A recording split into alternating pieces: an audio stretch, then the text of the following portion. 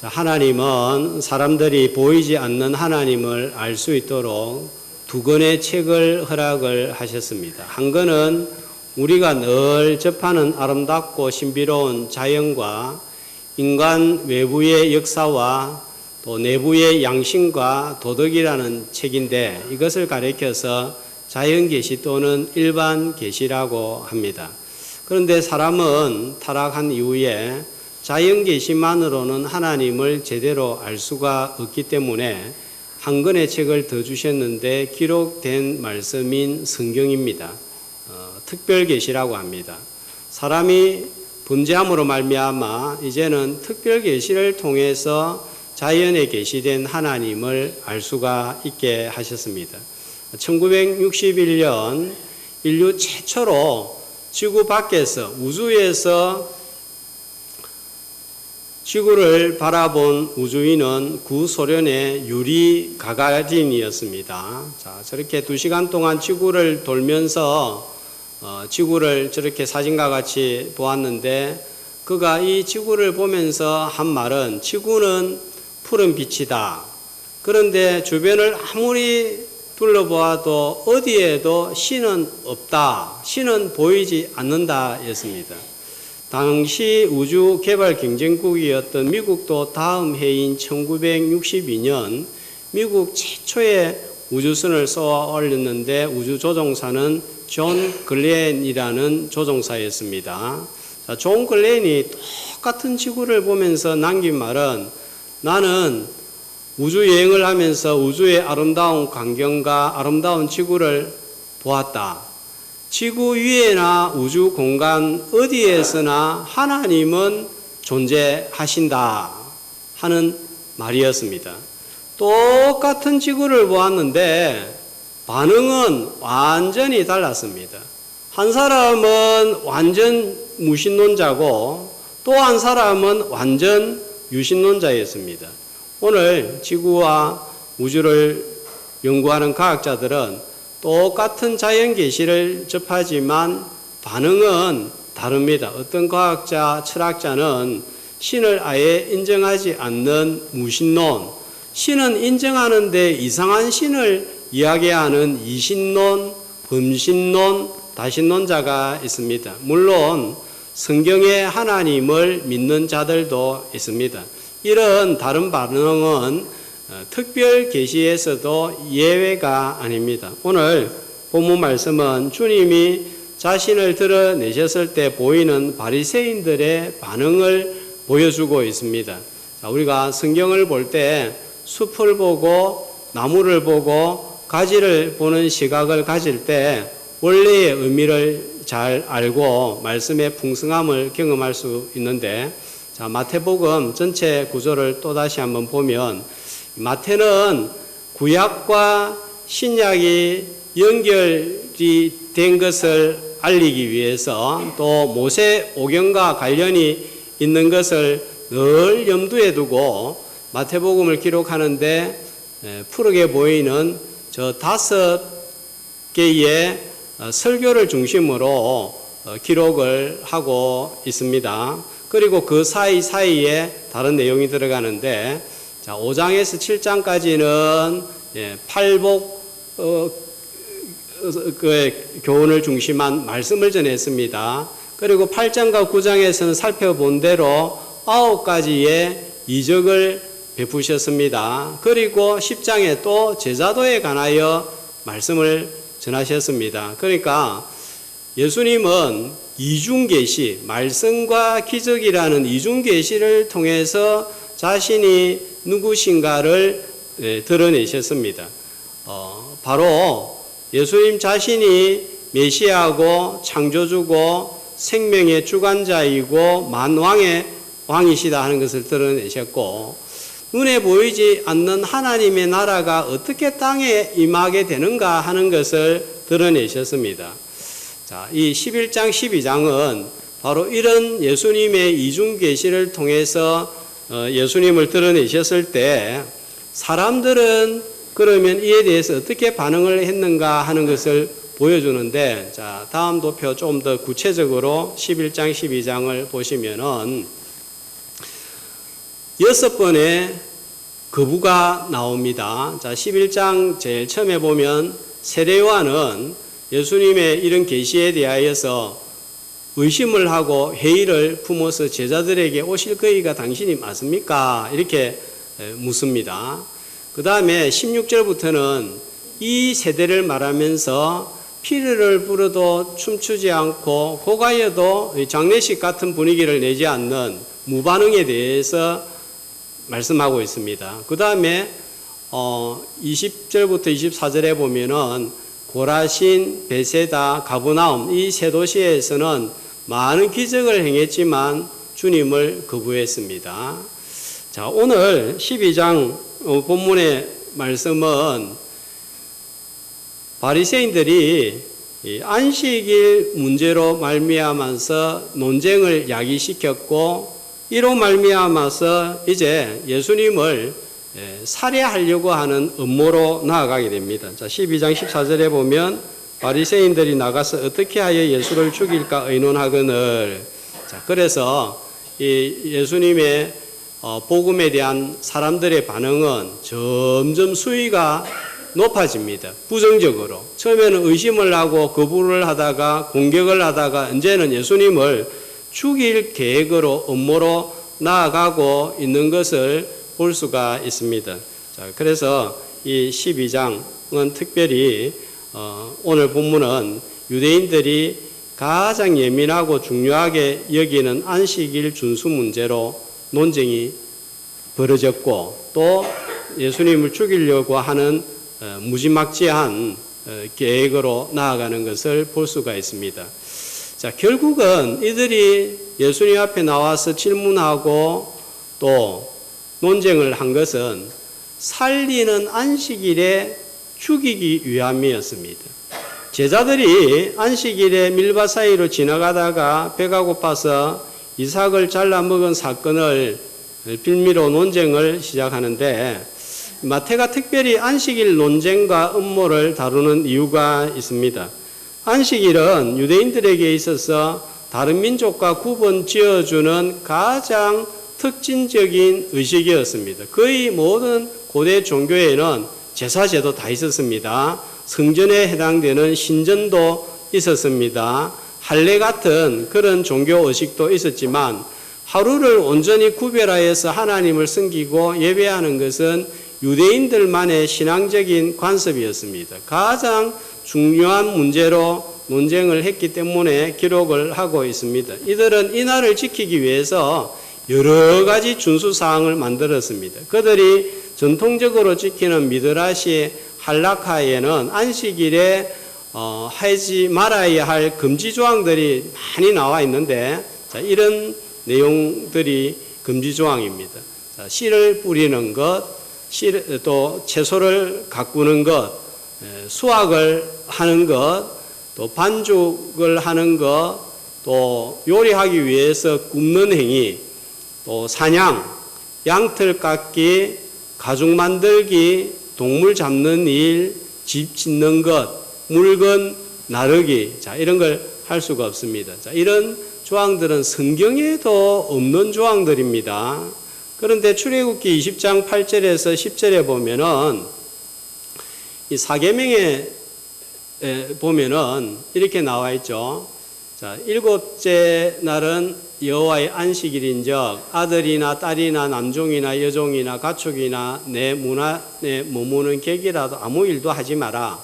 자, 아무 일도 하지 말라 하는 것을 문자적으로 그대로 이해하였기 때문입니다. 처음 의도는 잘 믿기 위해서 이렇게 했는지도 모르겠습니다. 그런데 세월이 지나가면서 자기들이 사람이 만들어 놓은 조항이 성경과 거의 같은 근위를 가지게 되어서 그 조항을 어기면 말씀을 어긴 것과 동일한 것으로 간주해서 비난과 정죄를 가했습니다. 지금도 이스라엘에 가서 안식일에 엘리베이터를 타면 웃지 못할 진풍경이 벌어진다고 합니다. 정통 유대인들은 안식일 준수를 위해서 엘리베이터를 두 종류를 만들어 놨어요. 자, 이제 말씀을 넣어 주시고, 자, 내가 15층에 산다고 하면 그냥 타고 15층만 누르면 되잖아요. 그죠? 근데 유대인들은 한 층 이상 바로 올라가는 것은 노동에 해당되는 거예요. 그러면 한 층 올라가는 건 괜찮은 거예요. 그래서 딱 타면은 1층을 타면은 몇 층을 누르느냐 하면은 2층을 누릅니다. 그러니까 한 층 올라간 거는 이제 노동이 안 되는 거예요. 그 다음에 멈춰 섰다가 이제 3층을 누르는 거예요. 또 한 층 올라가는 건 노동에 해당이 안 되는 거예요. 그렇게 해서 15층까지 올라가는데 이를 위해서 샤바트 엘리베이터라 하는 거예요. 안식 엘리베이터라 하는 거예요. 그래가지고 이제 이 조항을 지킨다고 합니다. 예수님 당시에는 더 심한 조항들도 많았습니다. 백성들에게 정말 지킬 수 없는, 지키기 어려운 율법의 조항을 만들어서 율법의 짐을 지우고 말았습니다. 종교적인 짐이 이렇게 무서운 거예요. 예수님은 이런 종교적인 짐을 가볍게 하시기 위해서 오셔서 11장 28절 수고하고 무거운 짐진 자들아 다 내게로 오라 내가 너희를 쉬게 하리라 한 이 말씀은 1차적으로는 종교적인 짐, 율법의 짐으로부터 쉼을 얻기 위한 말씀이었습니다. 자, 그리고 오늘 12장으로 안식일 논쟁으로 연결이 되는 거예요. 그러니까 마태가 전부 철저하게 생각을 해서 이 말씀을 편집을 했다 하는 것을 보게 됩니다. 다음 주에 보게 되는 우리 13장 천국 비유를 보면 얼마나 마태가 친밀하게, 그냥 우리는 성경을 대충 읽지만 얼마나 친밀하게 기록을 했는지 보게 됩니다. 그런데 이들이 안식일 준수를 철저하게 고집한 이유, 자기들이 정한 규칙을 철저하게 지키도록 한 진짜 이유가 무엇일까요? 정말 주님을 섬기기 위해서일까요? 자, 아닙니다. 2절에 보면 바리새인들이 자, 지금 뭐 하고 있습니까?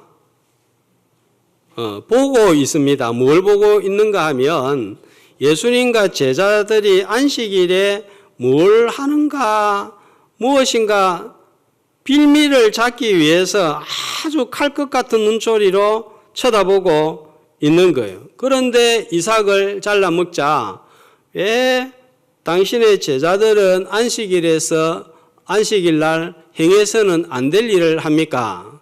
자신들은 철저하게 신앙의 규율들을 지키는데 당신들의 제자들은 엉터리다, 틀렸다입니다. 자, 표면적으로는 아주 잘 믿는 것 같은데 속에는 딴 의도가 있는 거예요. 예수님 때문에 자신들의 종교적인 권위와 이익과 주도권의 위협을 느꼈기 때문입니다. 늘 하나님의 이름을 빙자해서 자기 영향력, 주도권, 이익을 확보하기 위해서입니다. 이 정치를 하시는 분들이 가끔 텔레비전이나 또 뉴스에서 국민을 위해서, 국가를 위해서 하면서 소리를 치고 책상을 치지만 과연 진짜일까 의심스러운 때가 많습니다. 자, 이런 세상의 모습을 닮아서 다툼이 일어나는 교회를 가끔씩 보면 하는 말이 성도들을 위해서, 교회를 위해서, 이 성도들이 어떻게 낸 헌금인데 하면서 이렇게 말로 포장을 하지만 사실은 내 생각하고 안 맞고 내 감정하고 안 맞고 자존심이 상한 것 같고 자기 주도권과 영향력이 없어지는 것이 주 원인인 경우가 대부분입니다. 자, 그래서 우리는 누군가를 무엇인가를 비판하거나 지적할 때는 진짜 내 안의 동기가 무엇인지 잘 살펴야만 하나님의 인정을 받습니다. 깊이 들여다보면 자기 주장, 자기의, 자기 존재감을 드러내려고 하는 것이 깔려 있는 거예요. 자기 신앙만 옳고 자기 주장만 옳고 상대방 신앙을 인정하지 않습니다. 선입견, 편견이 비난과 정죄로 이어지는데 한 몸인 같은 성도들끼리 할 행동이 아닌 거예요. 서로를 상처내고 죽이는 일을 하는 것입니다. 내 생각과 내 감정과 좀 다르더라도 포용하고 인정할 줄 아는 균형 잡힌 신앙을 가진 우리 다대교회 성도들이 되시기를 주님의 이름으로 축복합니다. 바리새인들이 이렇게 제자들을 정죄할 때 예수님의 답변이 무엇입니까? 자, 3절에 보면 바리새인들이 안식일에 해서는 안 될 일을 한다라고 했을 때 예수님이 답변은 읽지 못하였느냐. 그 다음에 5절에도 보면 율법에서 읽지 못하였느냐. 또 7절에는 알았더라면 읽으면서 의미를 모른다는 거예요. 우리가 다 안다 생각하지만 모르는 경우가 얼마나 많습니까? 자, 바리새인들은 성경 박사들입니다. 그런데 이런 성경 박사를 향하여서 예수님이 그거 읽지 못하였느냐, 몰랐느냐, 모른다 하는 것입니다.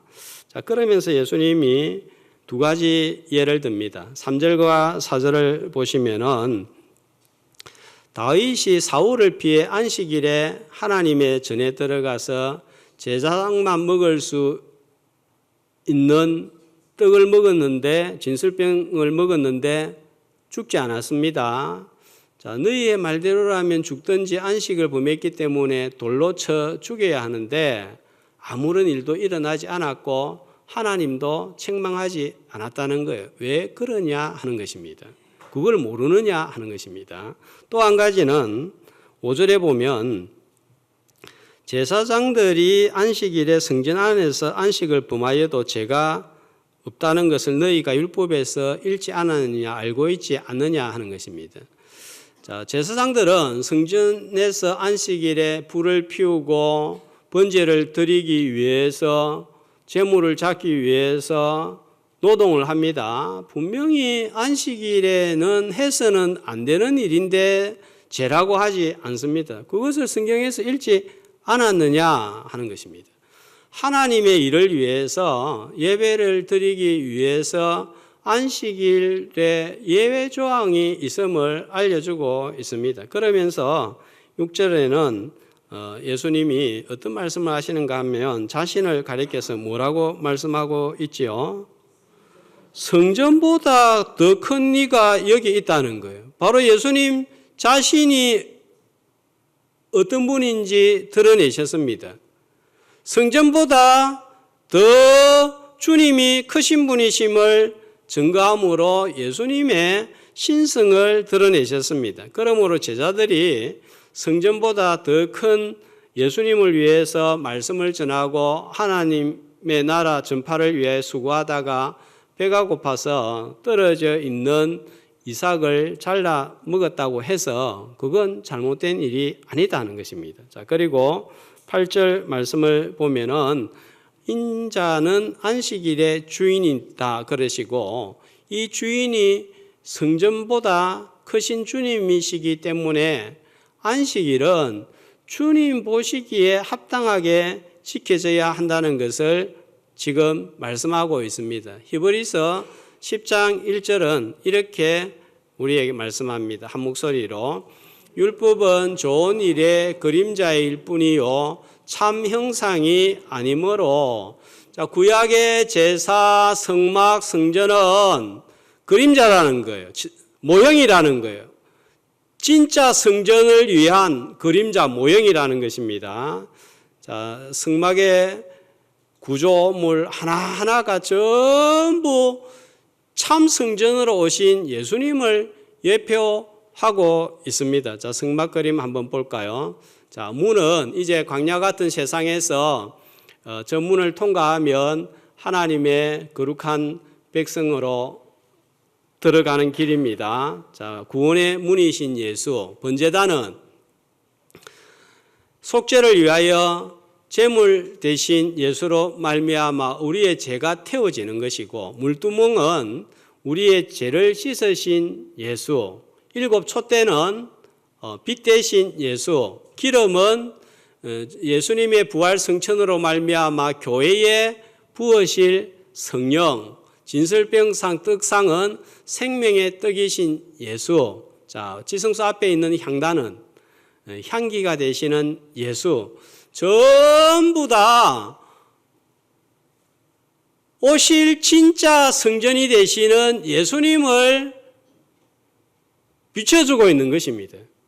저것 자체가 예수님은 아닙니다. 상징을 하고 있습니다. 자, 그런데 실체이신 주님이 오신 거예요. 이제는 저런 것들은 필요가 없습니다. 말씀에 귀를 기울이고 따라야 됩니다. 더 이상 이런 성전은 우리가 지을 필요가 없습니다.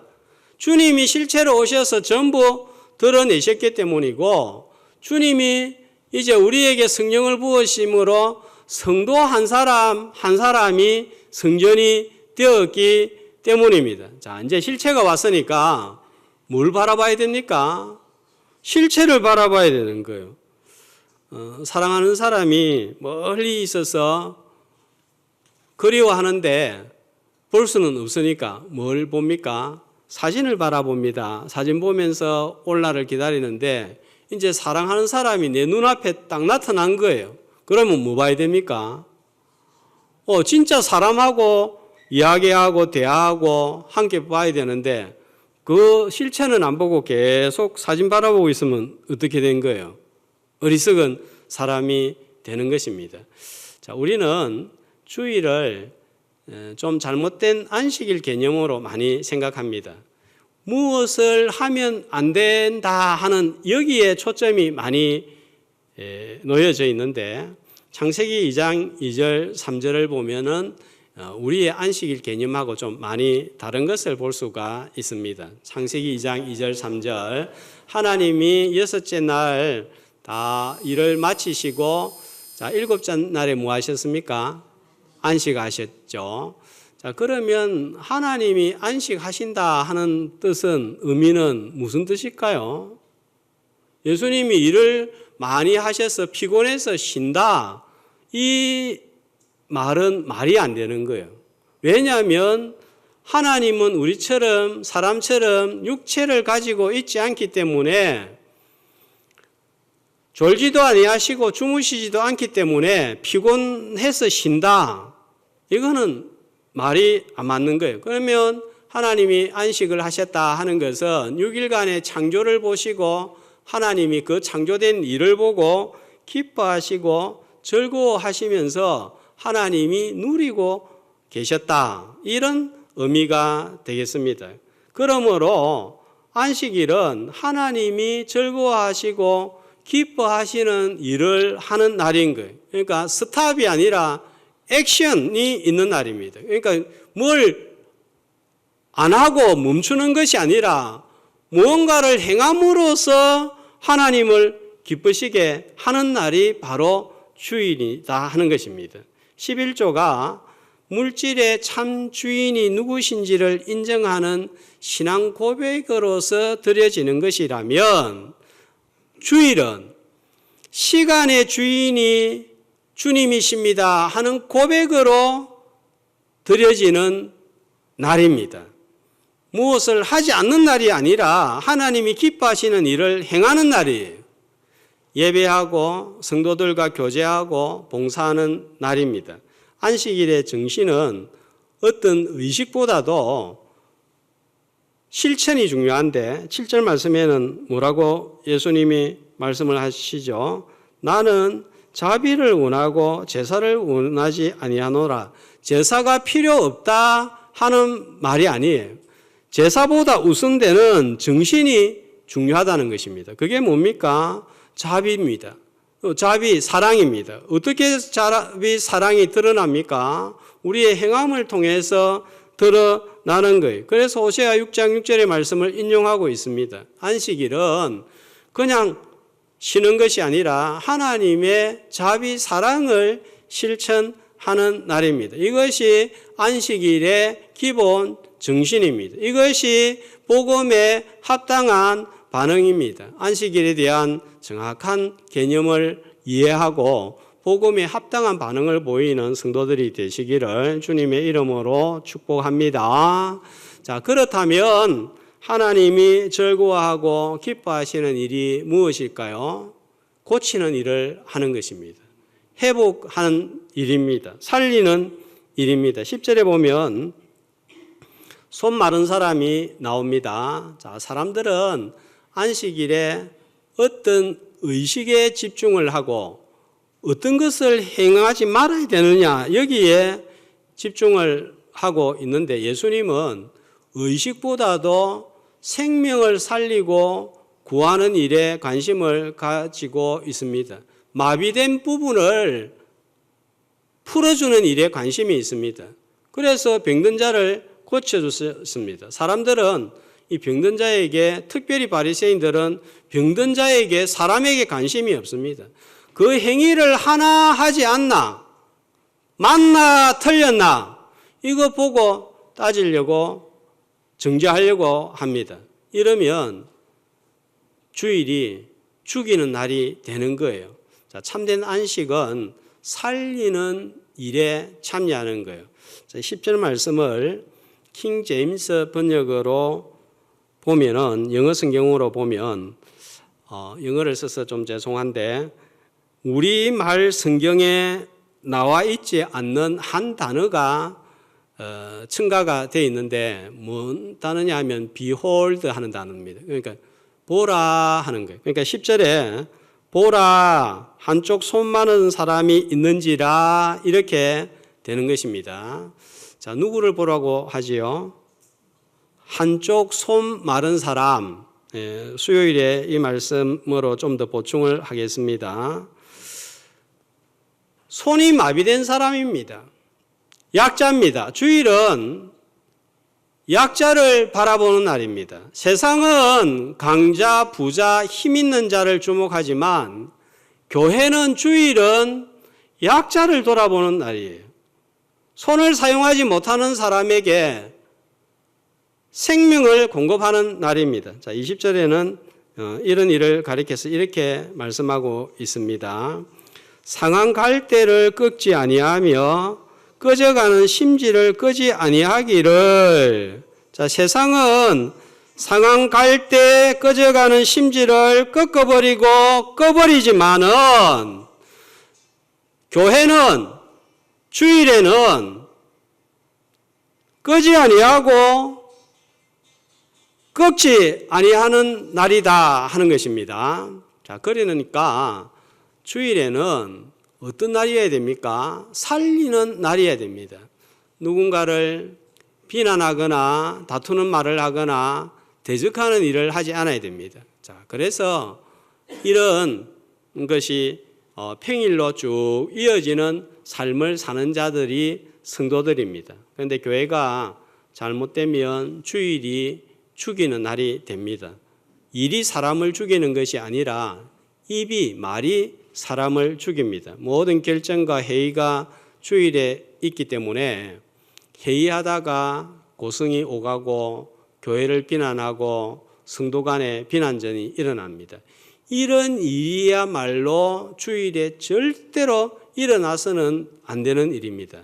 자, 어떤 주일이 될까요? 7절 말씀해 보면 자비를 원하고 제사를 원하지 아니하노라 하신 뜻을 너희가 알았더라면 무죄한 자를 정죄하지 아니하였으리라.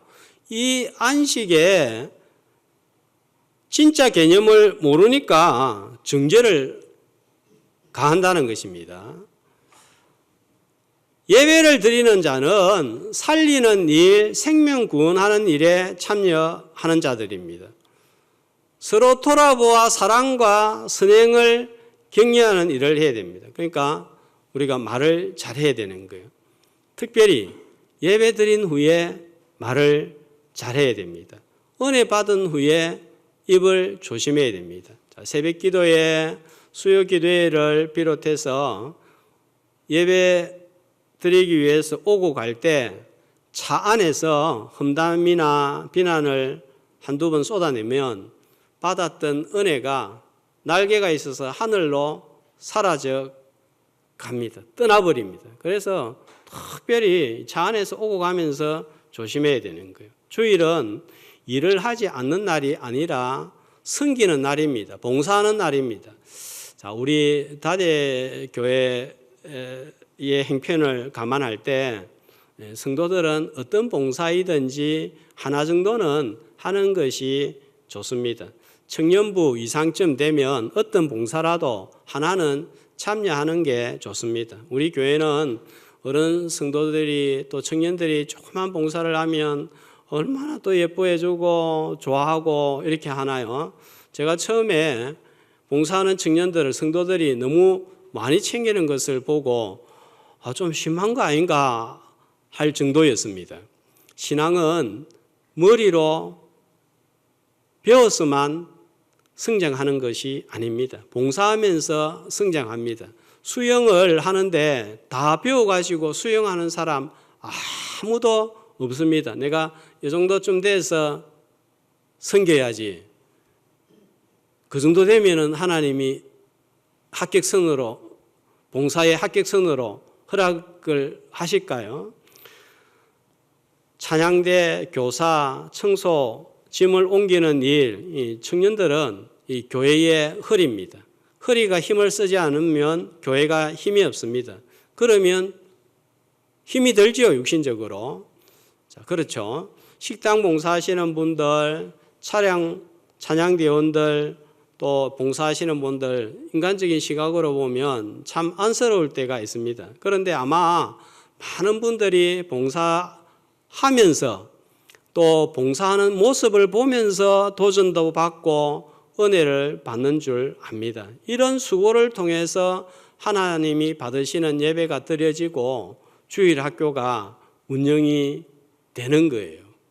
또 어떤 분들은 그런 수고하는 모습을 딱 볼 때에 그냥 그분의 얼굴만 보아도 은혜가 되고 도전이 되는 거예요. 이런 헌신적인 모습을 보면 이 목회자는 쥐구멍이 10개가 있어도 숨을 구멍이 없고 입이 10개가 없어도 할 말이 없다 싶을 때가 많습니다. 그런 분들을 통해서 목회자는 또 은혜를 받고 도전을 받고 내가 이렇게 살아서는 안 되겠다. 이런 마음을 먹어서는 안 되겠다. 이렇게 되는 거예요. 꼭 말씀이 우리에게 도전을 주는 것이 아니라 바로 기도하고 봉사하는 섬기는 성도를 통해서 내가 은혜를 받게 되는 것입니다. 주일은 성도가 교제하는 날입니다. 무조건 돈 쓰지 않는 것이 아니라 오락과 유흥을 위한 것이 아니라면 성도들과의 교제를 위해서 식사도 하고 커피를 마실 수 있습니다.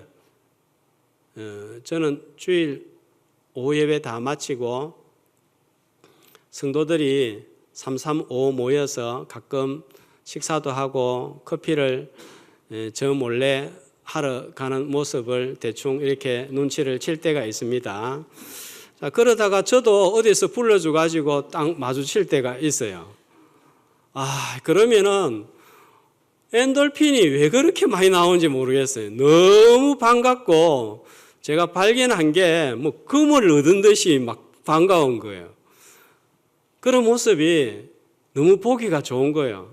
저기서 서로 만나가지고 그동안 힘들었던 거, 스트레스 밖에서 받았던 거 좀 실컷 풀고 이야기하고 서로 또 격려가 되고 그렇게 했으면 참 좋겠다 하는 그런 마음이 들고 분명히 저기에 앉아있는 3사람, 4사람, 5사람은 그렇게 할 거야. 그런 생각이 드니까 제가 오히려 위로가 되고 좋은 거예요. 제가 한 사람 한 사람 만나서 위로도 해주고 해야 되는데 제가 못하는 걸 그렇게 해준다 생각하니까 너무 좋은 거예요. 자, 그런데 어떤 분들은 신앙 양심상 나는 도무지 주일에 돈 쓰고 밥 먹고 커피 마시는 게 안 되겠다, 허용이 안 된다 하는 분들은 하지 않는 것이 좋습니다. 또 그분들 앞에서는 덕을 위해서 조심하는 것이 지혜롭습니다. 주일에 각자 맡은 일을 잘 감당함으로 누군가를 죽이는 날이 아니라 살리는 생명의 날로 하나님을 기쁘시게 하는 복된 오늘이 되시기를 주님의 이름으로 축복합니다. 자, 이렇게 안식일의 주인이신 주님을 기쁘시게 할 때, 섬길 때 한 가지 중요한 자세 태도가 있습니다. 자, 16절에 보니까 예수님이 이렇게 말씀하시고 난 다음에 손 마른 사람을 치유하시고 난 다음에 뭐라고 말씀하시죠? 자기를 나타내지 말라. 드러내지 않는 거예요. 18절 하나님은 택한 종, 기뻐하는 종, 사랑하는 종은 어떤 자입니까? 19절에 다투지도 아니하고 들리지도 아니하고 그렇게 섬길 때에 어떤 소리도 들리지 않습니다. 이 자세입니다. 이 모습입니다. 열심히 수고하고 소리가 나고 또 큰 소리가 나면 누군가가 마음을 다치는 거예요. 차라리 아니함만 못하다 싶은 그런 일이 될 수 있습니다. 온갖 충성을 다하면서도 조용하게 하는 것입니다. 이런 자가 인정을 받습니다. 주님을 닮은 자이기 때문입니다. 모든 일을 행한 후에 모든 섬김을 다한 후에 나는 하나님 무익한 종입니다. 이 무익한 종이 이렇게 봉사할 수 있게 해주셔서 감사하고 이것이 진실로 큰 은혜였습니다. 이런 고백이 저와 여러분의 고백이 되기를 바랍니다.